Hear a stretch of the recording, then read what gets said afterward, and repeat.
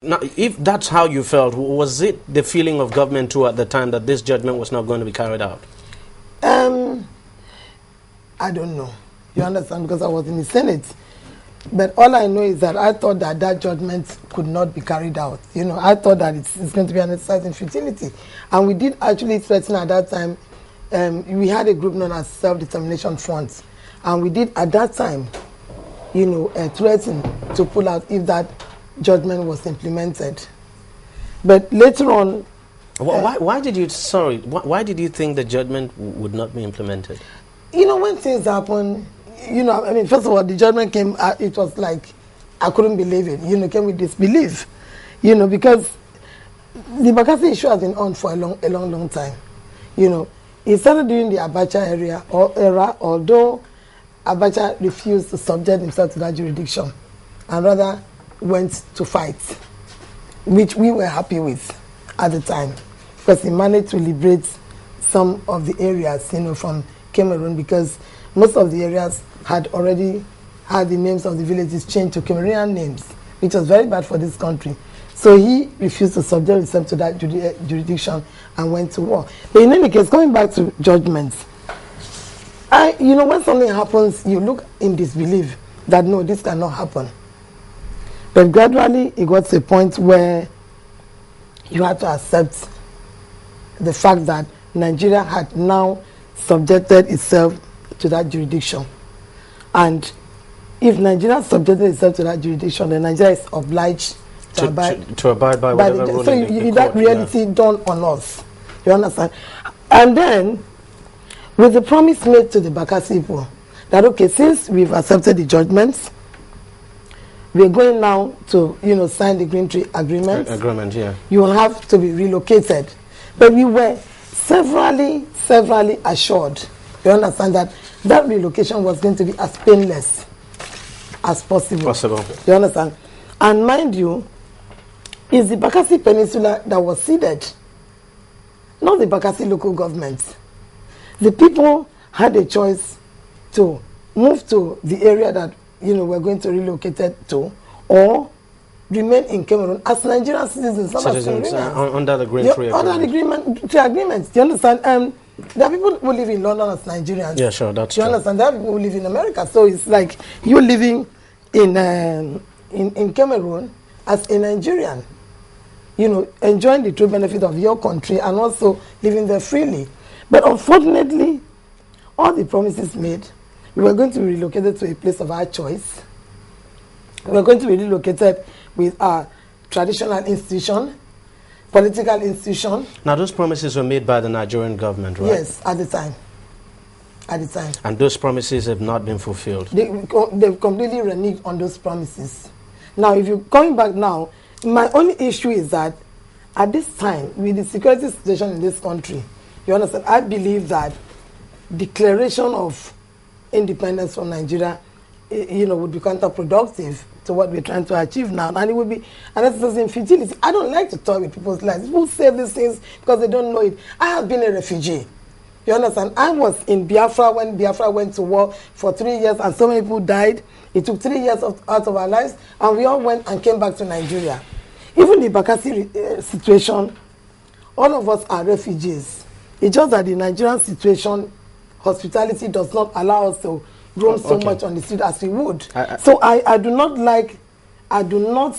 not castigating or condemning anybody. But you're I would not, basically not in support of this declaration of independence. We have gone past that. And some people have been asking, actually, what territory now are you declaring independence from? Is it Nigeria or Cameroon? But that's just by the way. I'm going to come back to you, madam. But okay. Let me ask you, Ken. I mean, you take a look at this whole thing. You heard what Mr. Falana said there. Yes, could this not be as a result of the frustration of the people of Bakassi? That's the reason we're saying this, because I mean, she just confirmed it. Yes. Mrs. Itagiwa just confirmed it now that you know, the Green Tree Agreement not respected, promises made by the federal government not fulfilled at all.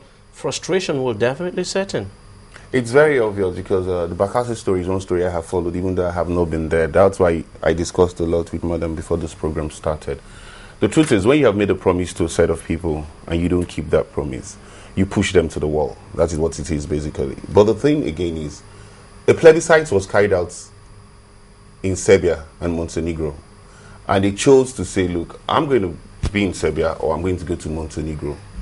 Bakassi Peninsula, from historical accounts, was ceded in 1969 by Gowon because they thought it was a place that they were going to use on springing attacks during the Biafran War.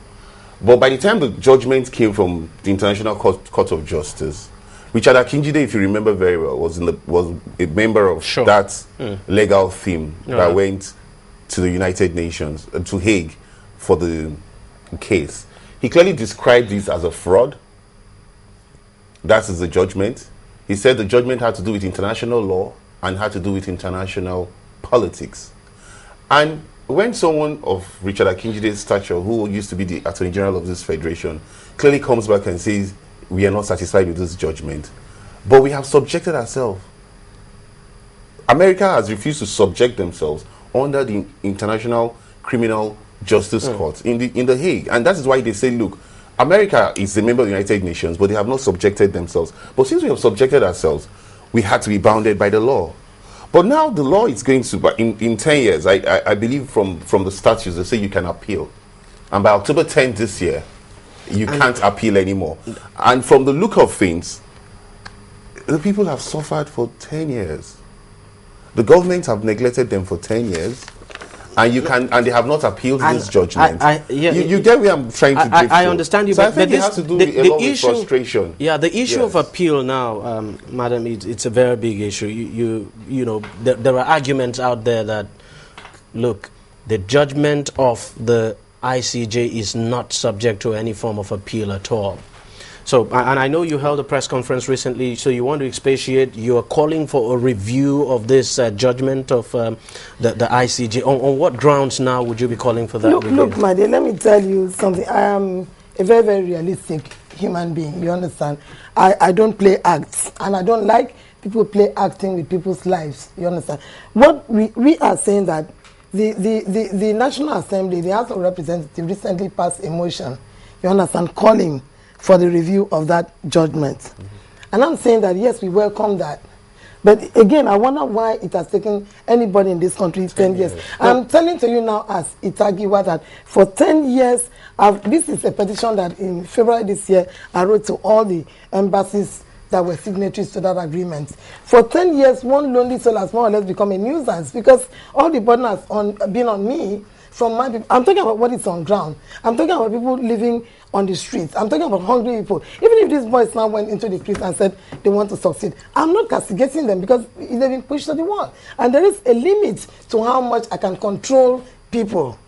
But the issue that I and the other leaders are handing out, that if after 10 years you are suddenly woken up from sleep and you want to go and, appeal, it is not Cross River State that ceded Bakassi. Cross River State does not have the Nigerian federal government did. So the issue is not Cross River State issue. It's the federal government issue. But my issue now is as a human being who is dealing with the other human beings is that, can you take these human beings off the streets? Can you resettle them? Whilst they are looking into the possibility of review after 10 years.